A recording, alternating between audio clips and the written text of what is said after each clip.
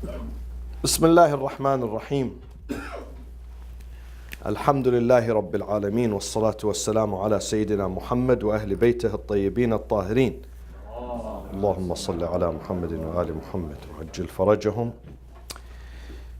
We mentioned that among the companions of the Prophet there were many outstanding figures who mastered the science of tafsir, the art of tafsir, understanding the Quran, interpreting the Quran, knowing the secrets of the Quran, knowing who's who, knowing the true meaning of the verses. And we spoke about the first one after the Prophet was Imam Amir al-Mu'mineen alayhi salatu wassalam. The second one was Abdullah ibn Abbas, which we will come to him tonight too. We have not finished. And the third is Abdullah ibn Mas'ud. Abdullah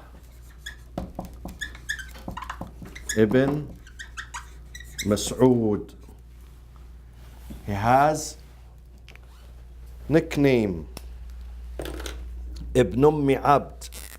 The Prophet used to call him Ibn Ummi Abd because his mother was Abdullah. So he is the son of Abdullah. This is his nickname in the history. Ibn Ummi Abd means Abdullah ibn Mas'ud. Ummi Abd, his mother used to be called Ummi Abd because she's Abdullah. Abdullah.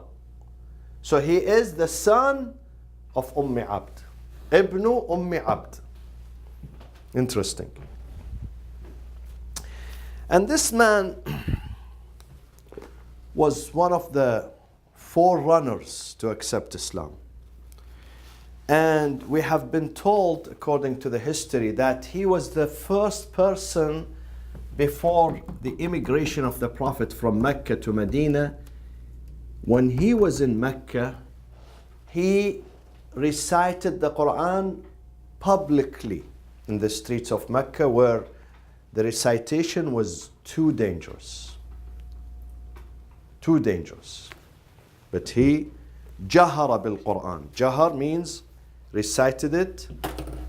He recited the Quran publicly. Jahar. Jahara. Jahara means reciting publicly.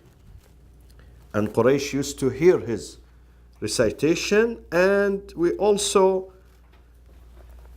read about him that he had a beautiful voice and perfect pronunciation of the Quran, and the Prophet used to enjoy his recitation. The Prophet used to enjoy it. The Prophet used to say, Man sarrahu, whoever loves to. Sarrahu means from surur. Whoever loves to. أن يقرأ القرآن غضا طريا كما أنزل. To recite the Quran fresh and authentic, exactly the same way it arrived and descended. فليقرأه, let him recite the Quran على قراءة ابن أم عبد, according to the pronunciation and the recitation of this man, Ibn Umm Abd. And he memorized, of course, was the first, one of the firsts to memorize the entire Quran. And he was so close to the Prophet in Mecca and Medina. He was so into the life of the Prophet that many people thought when they see him, they think that he is a family member of the Prophet. وَهُوَ صَاحِبُ طَهُورِهِ وَسِوَاكِهِ وَنَعْلِهِ. He would take care of the shoes of the Prophet, put it for him. They put it on the shelf probably then when the Prophet is about. And طَهُورِهِ, whenever the Prophet, you know, طَهُور at that time, there were no running water, so you had to carry ibriq. Ibriq. What is ibriq in Farsi? Lagan? Aftabe. What is it here? Pot? Pail. Huh? Pail. Yeah.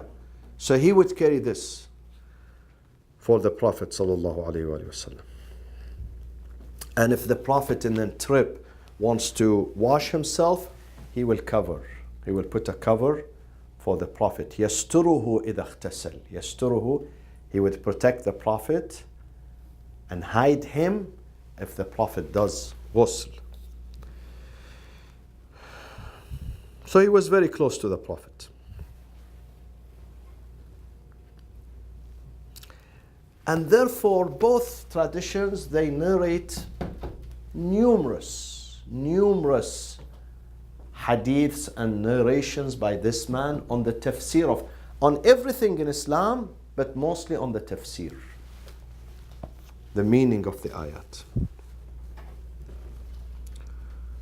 وَقَدْ أَخَذَ الْعِلْمَ عَنْ عَلِيٍّ عَلَيْهِ السَّلَامِ. His mentor and his teacher after the Prophet was Amir al-Mu'mineen, Ali ibn Abi Talib. Historians, they say, وَلَيْسَ مِنْ غَيْرِهِ بَتَاتًا. Absolutely none other than Ali. After the Prophet, absolutely none other than Ali was his teacher. And he was fond of Imam Ali alayhi salam. And also, he is one of the narrators of the story of Ghadir. Unfortunately, not all Sahaba, they had the guts to narrate the story of Ghadir, because there were a price to pay. Ghadir was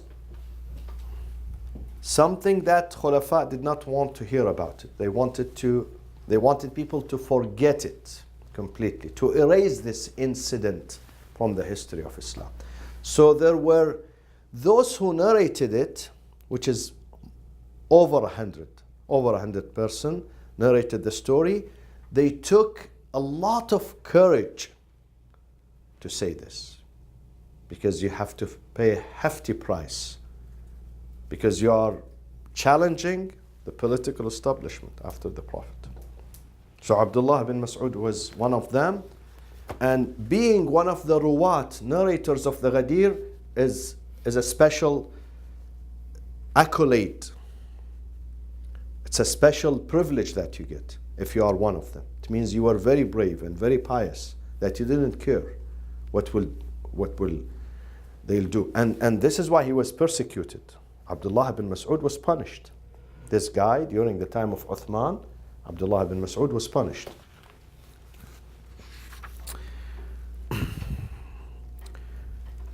Two of the Mufassirin, one of them is Jalal al-Din al-Suyuti. His book is Ad-Durr al-Manthur. Jalal al-Din al-Suyuti. The other one is Al-Alusi. His book is Ruh al-Ma'ani, the spirit of the meanings. They both narrate this important story about Abdullah bin Mas'ud. They say that Abdullah bin Mas'ud said, we used to, during the time of the Prophet, we used to recite verse 67, 567. 5 is Surah Al-Ma'idah. 67, this ayah is called Tabligh. Why? Because it says, يا أيها الرسول بلغ ما أنزل إليك من ربك. It's about the incident of Ghadir. Oh Prophet, deliver, بلغ, deliver what you have received from your Lord. Abdullah bin Mas'ud, he used to say, we would add this sentence, يا أيها الرسول بلغ ما أنزل إليك من ربك أن عليا مولى المؤمنين وإن لم تفعل فما بلغت رسالته. So he would insert أن عليا بلغ, tell people أن عليا, that Ali is مولى المؤمنين. Now, is this part of the Quran? No. It's not part of the Quran. Then why such a person who's so close to the Prophet, memorizer of the Quran, should say this sentence? Did you get the story or not? The Quran says, يا أيها الرسول بلغ ما أنزل إليك من ربك وإن لم تفعل. If you don't do tabligh, فما بلغت رسالته. You have not delivered anything. وَاللَّهُ يَعْصِمُكَ مِنَ النَّاسِ. God is going to protect you against people. Abdullah ibn Mas'ud, and those are Sunni. Alusi and Suyuti are Sunni Mufassirin, not Shia.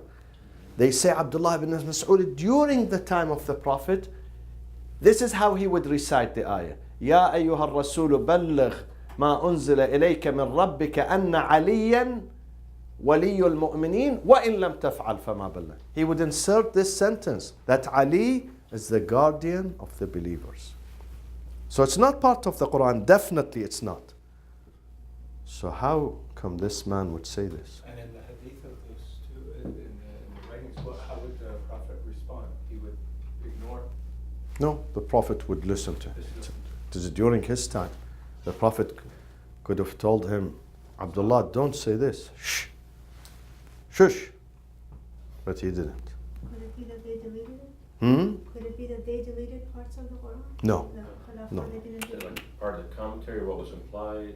Exactly. Trying to keep the ta'weed. He's trying to say this is what it implies. So I say this loudly, though it is not part of the Quran.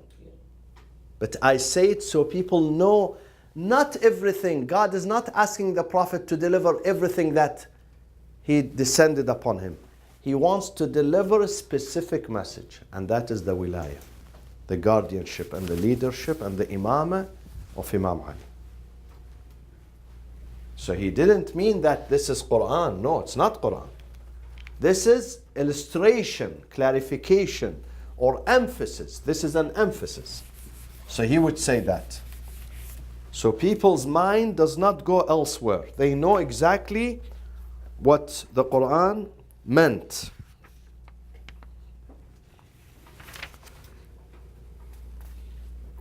Historians say when Abu Bakr assumed leadership, the vast majority of the Muslims, they surrendered. They accepted this. However, many others who were well known in their piety, in their righteousness, in their closeness to the Prophet, they protested. And among them was this man. Among them was Abdullah ibn Abbas. Among them was the next one we're going to study tonight, Ubay ibn Ka'b, the fourth mufassir of the Quran. They went to Abu Bakr. They did not remain silent. And they protested. Ankaru. Ankaru means they protested to Abu Bakr. Inkar. Ankaru comes from inkar. That, how come? What's happening? Tell me. What's going on here? تقدمه على علي ibn Abi Talib. So he had the guts to go to the caliph and tell him that what you did is not right.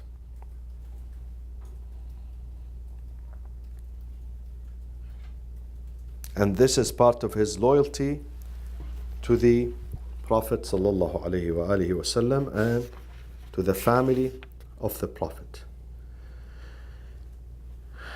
And then Abdullah ibn Mas'ud moved from Medina to Kufa.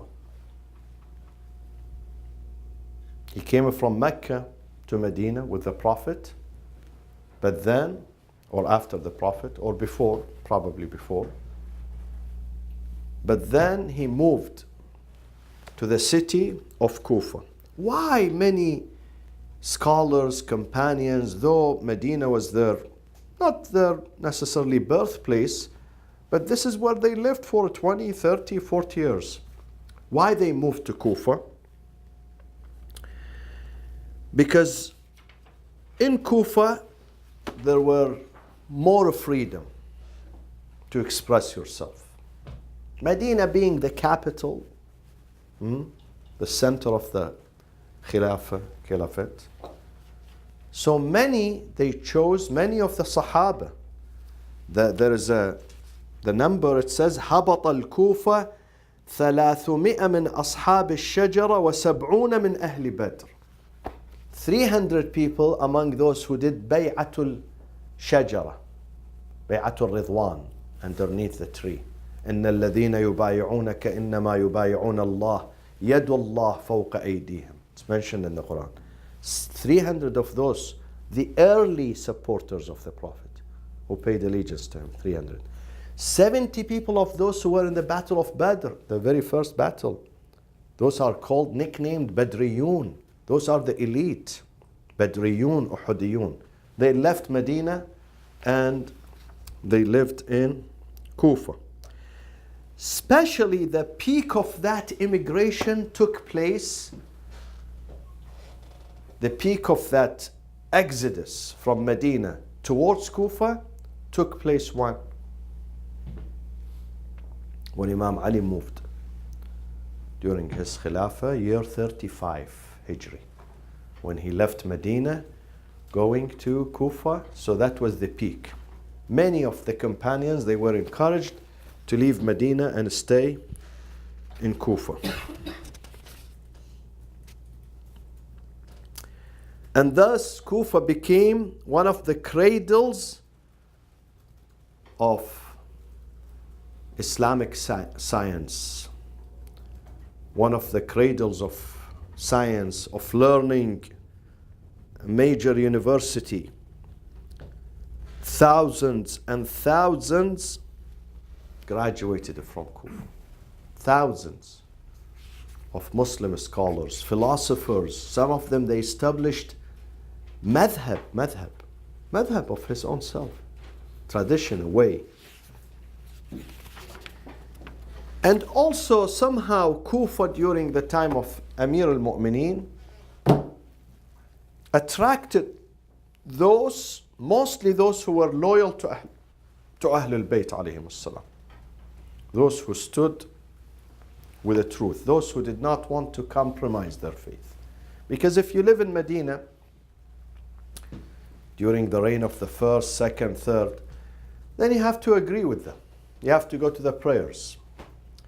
You have to listen. You have to see if there are some oppressions taking place, injustice, iniquities, then what do? Do you always raise your voice? You don't have. Not everyone was equipped for that or ready for that, because there were some intimidations.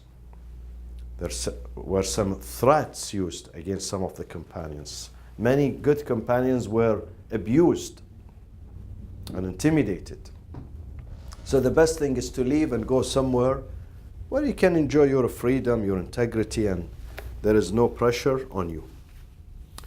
And one of them, of course, was As-Sahabi al-Jalil, Abdullah ibn Mas'ud. So this is, briefly, of course, we can say many things about him, but this is briefly about Abdullah ibn Mas'ud. And then we come to the next one, which is, yes? Which year did he pass away? I have to find out. Was it after Ibn Abbas? Yes, he lasted for some time. He did not die young. I will find out. I will find out. So he was older than Abdullah ibn Abbas, but Abdullah was not very old when he died. Abdullah wasn't very old. Abdullah was 71 when he died. Some of those companions, they reached their 90s. Ubay ibn Ka'b. Ubay ibn Ka'b. This is another gigantic mufassir of the Quran, and he is Al-Khazraji, from the Qabila of Khazraj, Al-Ansari. So in Medina there was Aus and Khazraj. These two main tribes. This gentleman was Khazraji, from the Khazraj, the tribe of Khazraj. Were they Jews, say, originally? Khazraj, were they Jews? No. The Jews were three tribes: Banu Qurayza, Banu Qaynaqa, and Banu Nadir. three tribes in Medina. Khazraj. Aus and Khazraj were atheists, Were they right? and then they accepted Islam. Yeah. Many of them accepted even before the arrival of the Prophet. Before he arrived from Mecca, they became Muslims. Many of them. The vast majority of them before the arrival of the Prophet. It says here he died in 653. One? 653. What about Hijri? No, Hijri, if you can Oh. find Hijri. Well, Hijri was what, 2622 started, or so probably around 30. That should be your. No, it should be more, because Imam Ali moved to Kufa 35. It says 594 to 653. I will find it out. And his nickname of Ubay was Sayyidul Qurra. Al-Qurra. Raya Shahidi calls me Sayyidul Sadat, but this is Sayyidul Qurra. He's the leader, the master of the reciters. Because when the Prophet spoke about the good reciters, he said, أقرأهم among the companions. He's not speaking about his family, Ahlul Bayt, Imam Ali. No, the companions, أقرأهم أبي بن كعب. أقرأهم. أقرأهم. أقرأ means what? أقرأ, not إقرأ. Huh? We have إقرأ. See, this is إقرأ. Not this. إقرأ means read. أقرأ. أقرأ. The best one who recites. Even in the salat. The salat, if two people are the same in knowledge, same in piety, let's say, so who should lead? Who's the best reciter? Exactly. It comes to who's the best pronouncer, the best reciter, the best voice, the best one who pronounces makharij, the letters. So how did he compare them to Ibn Mas'ud? Both were the best. Both.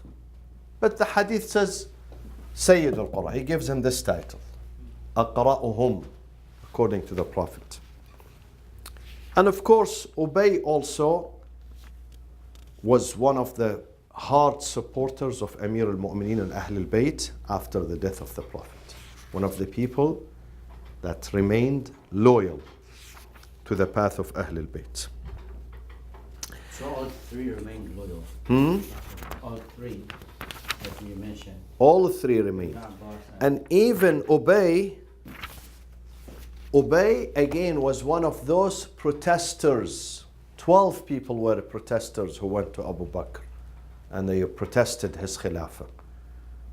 Abdullah bin Mas'ud, Abdullah bin Abbas. Also, Ubay was one of those who went, and among the 12.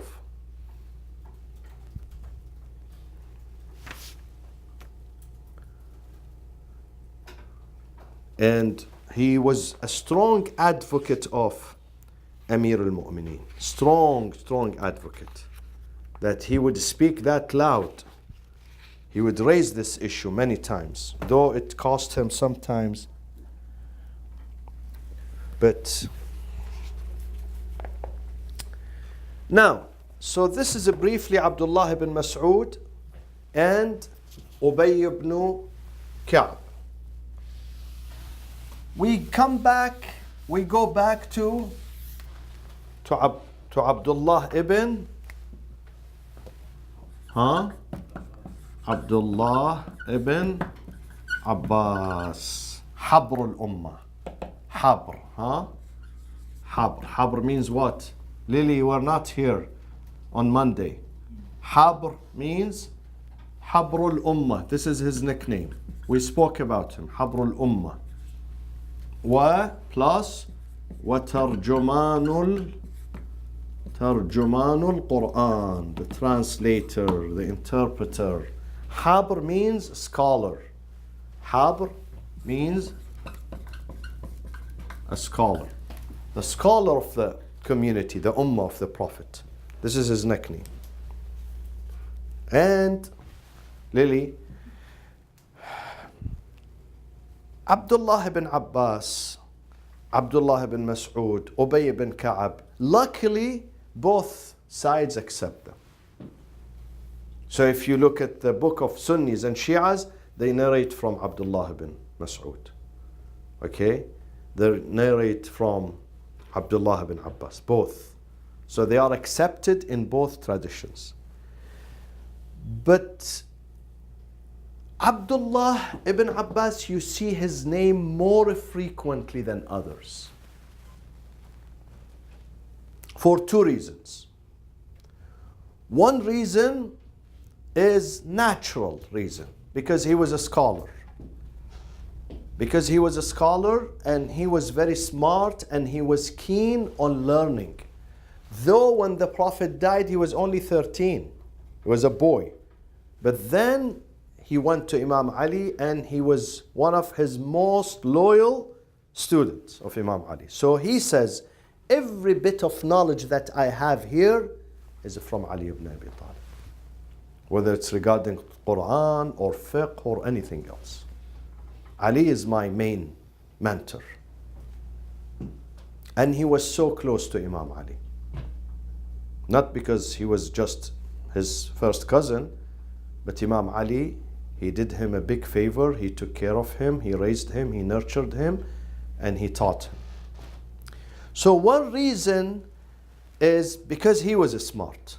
So they narrate his ahadith. You see his name. If you open Bukhari, Muslim, Tirmidhi, Nasa'i, Ibn Majah, Ibn Ahmed, Musnad Ahmed, they all, Ibn Abbas, they don't say Abdullah, just Ibn Abbas. Ibn Abbas. So one reason is his effort. Natural effort. What is the second reason?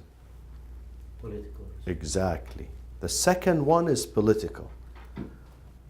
Because here they want to say that Ali was not the only one important to the Prophet. Ali was not the only cousin to the Prophet. There was another person.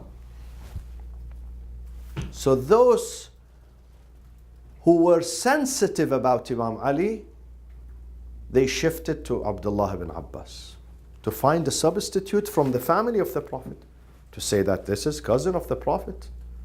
So I'm not going somewhere far. This is Ahlul Bayt, family of the Prophet. So it was a political reason. It was not liwajhullah, no. It was political reason that Ibn Abbas is the family of the Prophet. And the Prophet does not have only one cousin, one Ibn al-Am. No, we have Abdullah ibn Abbas too. But this man, he always says, everything I have is from Ali. Don't misunderstand me. I'm not rival. I'm a student of Imam Ali. I'm follower. I'm not his rival. And I mentioned on Monday that some historians, they tried to drive a wedge, of course, after his time, not during his time, after his time. When they wrote about history, they wrote that this man betrayed Imam Ali and there were some skirmishes between them, misunderstanding between them. But this is not right. This man never had any problem with Imam Ali. These are fabrications. These are, according to our president, fake news. These are not. Was some of the politics also who their father was? No. Versus Abbas? No. First of all, Abbas, he died, and no, not because between Abu Talib and between Abbas. No, they had no problem whatsoever. No, the cousins, they loved each other. Ibn Abbas, he admits that everything I have is from Imam Ali. He took care of me. He taught me. So there wasn't anything between their fathers, no. Now, when the Prophet died, how did Ibn Abbas become an iconic figure in tafsir? Habrul Ummah, where he really deserves this title. He deserves it. We don't say he doesn't deserve it. Definitely he deserves the title, the scholar of the Ummah. How? When the Prophet died, he didn't have enough time and enough chance to hear the Prophet directly because he was 13. He was still a boy. So he dedicated his life completely to studying Islam and the Quran under Imam Ali alayhi salam. He dedicated his time. Whereas historians, they say the rest of the companions, شغلتهم شؤون شتى. They were busy with other things, with business, with the trade, with the traveling, with having fun, sitting and chatting. This man did not do these things. This man focused on learning. He had natural love to learn in his blood, in his veins. Have you seen some students? They don't drop the book. Others, they go to movie theaters, they go to the park to play, they watch, Super Bowl. Those guys, they enjoy the book. I've seen some of them. This is his enjoy. He says, this is my interest. This is my Disneyland. Here, my books. Leave me with my books. So Ibn Abbas was something like that. And he focused on understanding the Quran. وَاسْتِنْبَاطُ مَعَانِيهِ, extracting the true meanings of the Quran. Because he felt that he missed many things during the time of the Prophet because he was a child, unfortunately. So he wanted to make up for what he missed during the time of the Prophet. And of course, he found in Imam Ali a good mentor, a good caretaker. And by the way, one person did not like Ibn Abbas. Though the Khulafa, they respected him. Abu Bakr, Umar, I told you the conversation between him and Umar. Sometimes ordinary people could not speak to the Caliph. But Ibn Abbas, because of his position, because being part of the family of the Prophet, even Umar would respect him. Even if Ibn Abbas disagrees with Umar, and sometimes he rebattles his argument, but Umar ibn al-Khattab would take it from someone like Ibn Abbas because he's important. He can't say no to him, except Muawiyah. It has been said that Muawiyah in his qunut, in his prayers, when he raises his hand, he would curse 5: Ali, Hassan, Hussein, Ibn Abbas, and Malik ibn al-Ashtar. Malik ibn al-Ashtar was the commander of the armed forces of Imam Ali in Kufa. So he would curse those 5. Ibn Abbas was among them.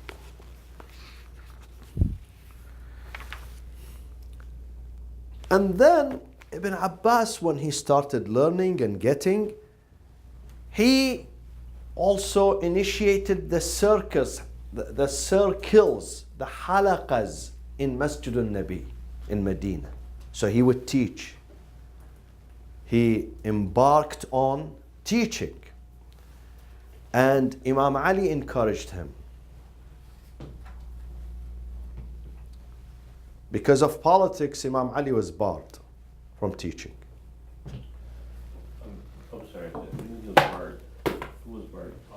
The establishment, From Imam Ali, who barred him? the caliph. They did not allow him, they did not want him to be the magnet so people revolve and gather around him. I thought he was They the first. perceived that as a threat to the establishment. However, they will consult with him. They will seek his opinion because they had no choice. In certain matters, the only right opinion comes from him. But they would not allow him to gain publicity or to gain followers. Wow. Yes? And this is what is happening today. Because of the recording, I can't say many things. Some scholars, they are barred from speaking in some countries so they don't get publicity. They don't want people to hear them. Not only in some Muslim countries, I tell you something more. Here in America, some associations, organizations, they don't invite from specific traditions, schools of thought, so people don't know what they say. They don't invite them to their conventions. They barred them. Why? Because they don't want people to hear. If people will hear, they will discover new things. Then they will go to their scholars. Why don't you speak about this subject? Why this is taboo? Is this what this man is saying right or wrong? If he's saying right, then why you don't speak about it? If he's wrong, why don't you tell him it's wrong? So it causes embarrassment. So the best way is not to invite him. Leave him in the shadow. The same thing happened to Imam Ali alayhi salam. But Ibn Abbas, because he was not recommended as he was not one of the contenders for Khilafah. Right. He was not, so it's okay for him. Let him come, do halaqah, let people gather around him. We feel immune from this side. But Ali, no. Ali, don't bring him here. You are inviting troubles for yourself. Yeah, Ali is madloom. Imam Ali definitely was abused. Definitely. If you analyze the history of Islam and what happened to him, he is definitely madloom. They did everything to sideline him, to ostracize him, put him aside, so people don't listen to him. Even in the books, even Bukhari, Bukhari narrates handful of hadith from Imam Ali. But you know how many hadiths from Abu Hurairah in Sahih al-Bukhari?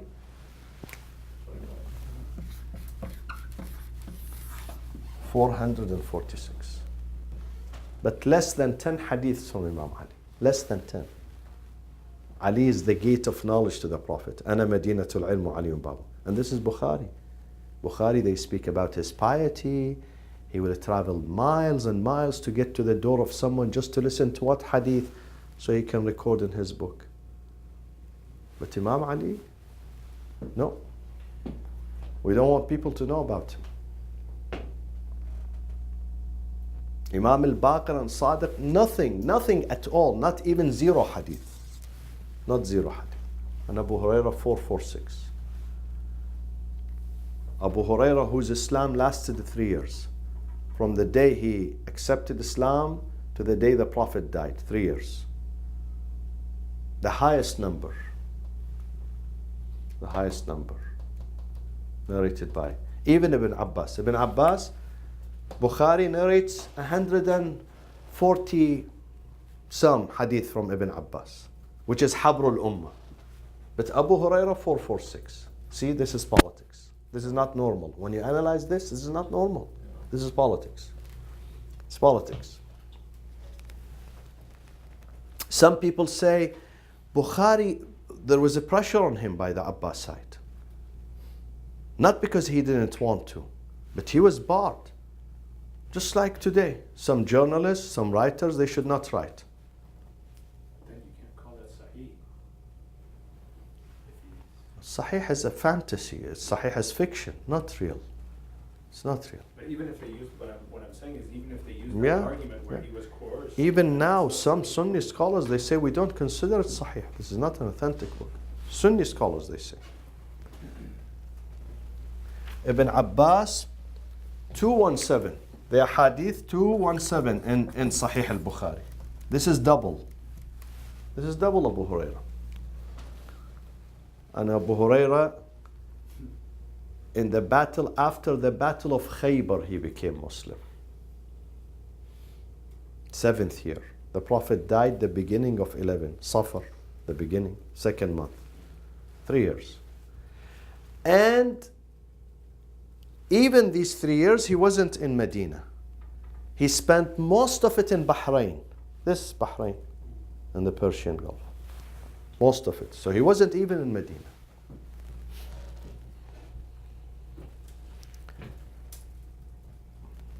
Our history is painful, believe me. It's really painful. There is a lot of oppression, injustice, iniquities, usurpation of ilm, of rights, abuses, human rights abuses took place. It's a quagmire. You don't want even to delve into this. So, because Ibn Abbas became a scholar and popular and trusted by the Muslims, that was the good side of it. But what is the negative side of this? Hamid, you are smart. Undermines Imam Ali. No, has nothing he to do with doesn't Imam Ali. But the way they No. Ibn Abbas, bichara, I love him. Ibn Abbas did not undermine. Abu Hurairah, Ibn Abbas, at least he speaks the truth. And his knowledge is the knowledge of Imam Ali and the Prophet, not this guy. His guy, he invents. This guy was hungry. You give him $2. The way they presented Ibn Abbas. Yes, of course. They presented him to be a substitute so he can overshadow. But that did not work. That even didn't work.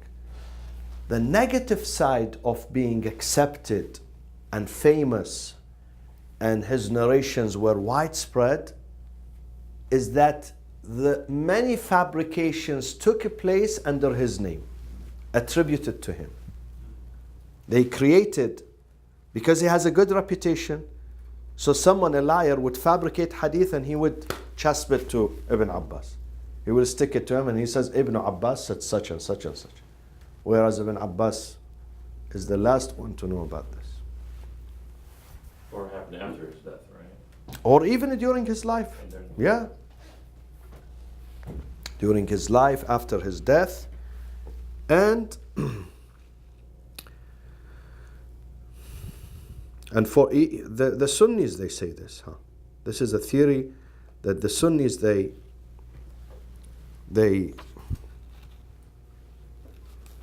say, because he was so famous, he has an opinion about almost every verse in the Quran. This is the opinion of Ibn Abbas. So it was easy then to fabricate stuff. To fabricate on his behalf. And to eliminate what he really said. Not necessarily, but they bring something bad on behalf of the establishment, that Ibn Abbas said, well, I heard the Prophet when I was 8 years, 9 years, sitting there. One day the Prophet said, this man is this and that man is this, just to support their political ambitions, propaganda. Or they changed the names from Ali to, let's say, to Yeah, another person. yeah. So his name was misused.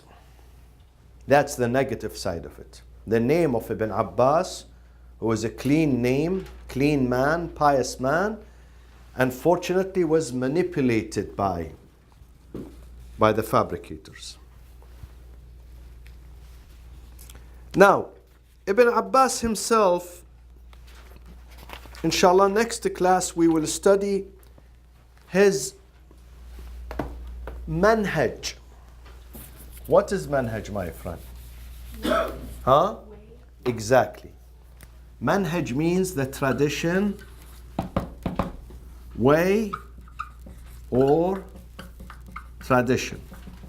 In tafsir, because he's a scholar, therefore he developed a way. He developed a tradition, a special tradition which is attributed to him. Manhajuhu fi tafsir. His tradition and the science of tafsir. We will study it next time. But when he comes to the Quran, this is just some headlines. He says, Tafsir ala arba'ati awjuh. When we approach the book of God, the Holy Quran, there are 4 dimensions in that book. Number 1, وجه تعرفه العرب من كلامها. 1 is known by Arabs. Arabs or anyone who understands Arabic. Not necessarily Arab, born Arab. Someone who studied Arabic and he became expert. So he knows part of the Quran. He says that the Quran has 4 dimensions or 4 parts. 4 parts. When it comes to the tafsir of the Quran, 4 parts. This is one part. A part which is a plain. If you master Arabic language and then you read the Quran, you don't understand the entire Quran, but some parts of the Quran would be clarified to you because you know the language. This is one part. The second, وَتَفْسِيرٌ لَا يُعْذَرُ أَحَدٌ بِجَهَالَتِهِ. Another tafsir was so simple that if you read the Quran and you don't understand it, you are not doing a good job. It means if you have some level, you don't have to be smart. You don't have to be intelligent. So if you just pay attention, you will get it.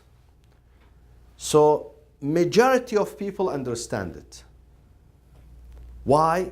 Because it was related to wajibat and muharramat. It was related to the foundations of religion. So if you are a Muslim and you are concerned about your faith, then you definitely know the meaning of these verses. So the other one is the essentials.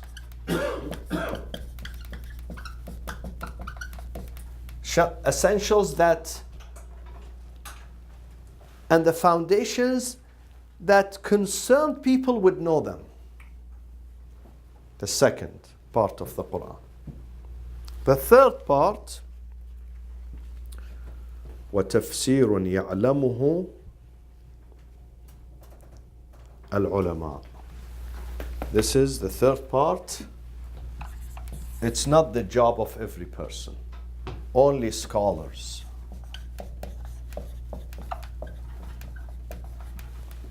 And the fourth one, what is the fourth one? Only, my friends? Prophets or imams or? Only God and those who have been bestowed راسخون في العلم. So he says, this is how I approach the Quran.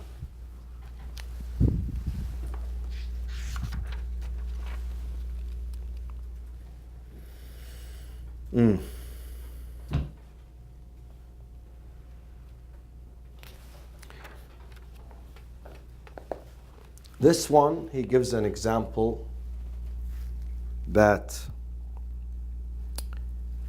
the mawa'id of the Quran, the admonishment, the adab, the manners, the ahkam, this one falls under this. That people would know about it. Average person would know about it. The average. This one, it requires, though it is essential, but it requires more efforts. It's deeper than this one. Those are students. Those are average. Those are the students. And this one, scholars. Such as what? For scholars? Give me an example.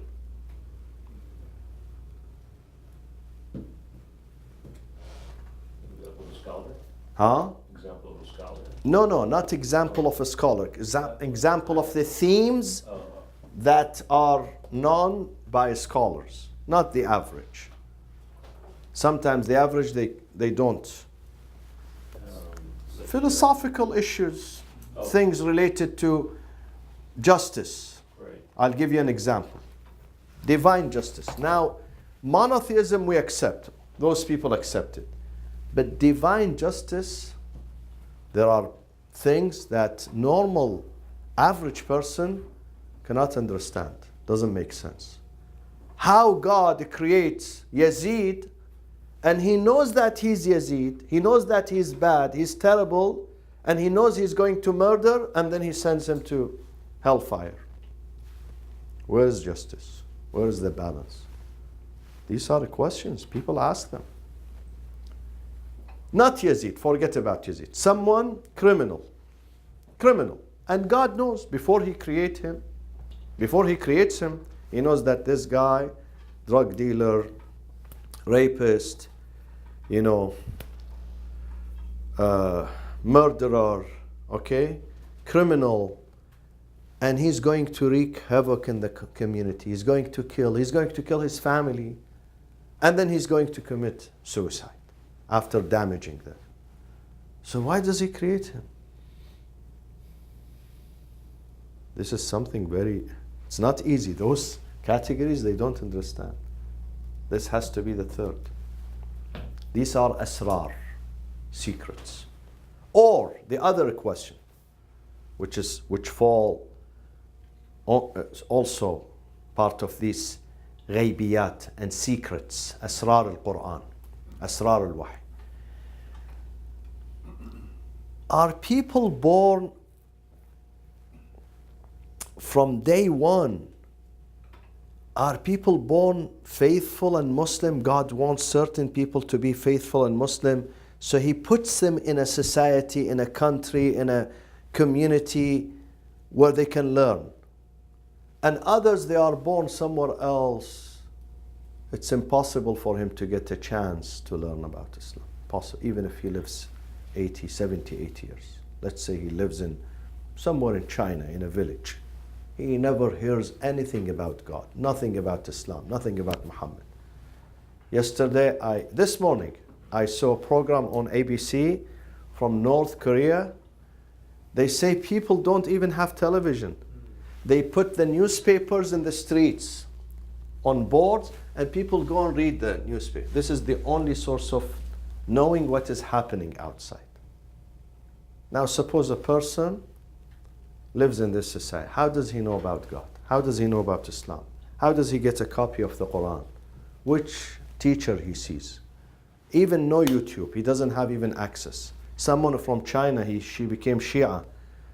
So she was telling me, I have to go to England, London, spend some time to get access to YouTube, to Islamic lectures. In China, I don't have access. I said, are you kidding? She said, Wallah, we don't have access in China to YouTube. I can't see lectures. Only when I go to England. So, what do you say about this? And this guy, he lives 50 years, 60, 70, 80, ignorant, jahili. Where does this fit with God's justice? Where does it fit? Average brain cannot take these things too much. These are secrets, only scholars. And then there are others, kaf, ha, ya, ayn, sad. Even a scholar doesn't know. Alif, lam, mim, ham, mim, ayn, sin, qaf. These are codes, rumuz. Code, rams. Passwords. Allah sometimes gives the meaning to some prophets, and sometimes even some prophets they don't know. Allah said to Musa, Musa is universal, not local, universal. Musa is part of Ulil Azm. We have 5 Ulil Azm. Ulil Azm means, number 1, their message is universal. Number 2, they bring up Sharia. They have Sharia. But Allah says to Musa, go to someone and learn from him. Human being, not angel, human being. So sometimes God would reveal it to some, sometimes He would keep it for Himself. وصلى الله وسلم على سيدنا محمد وأهل بيته الطيبين الطاهرين.